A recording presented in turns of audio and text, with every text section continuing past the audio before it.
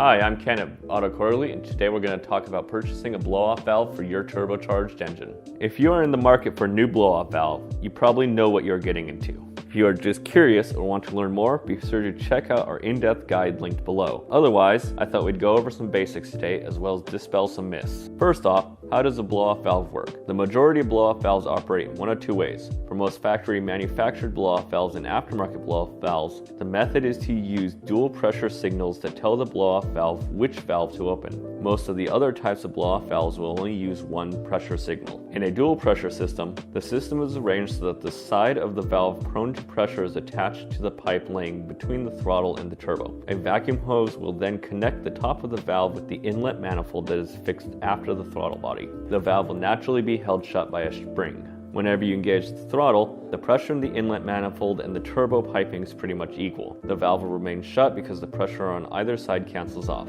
However, when you let go of the throttle, you'll have a lot more pressure coming from the turbo piping than the inlet manifold. In fact, there will be a vacuum in the inlet manifold. The pressure pushing against the bottom of the valve and the fact that there is absolutely nothing on the other side of the valve means the valve will be forced to open and release the excess pressure. Now, the most common myth when it comes to blow-off valves is that you have to tighten the spring on the valve if you want higher boost. That isn't necessarily true. The pressure is pretty much equal on both sides of the valve at full throttle, which means your boost pressure has no effect on the valve. However, there are factory valves that have been designed in such a way that you will crack open when you run at a higher throttle. This is mostly protect your engine from dangerous boost spikes. They achieve this by manipulating the pressure so that it isn't equal on either side of the valve. That way the spring will be overcome when the pressure gets to a certain point. Myth number 2 is that there's a fluttering sound that comes when you're driving your car with a blow-off valve attached. A lot of people think the fluttering sound is coming from the blow-off valve. That's not true either. The truth is, while the sound is caused by the blow-off valve, it does not actually come from the blow-off valve itself. It has to do with the spring holding the valve shut.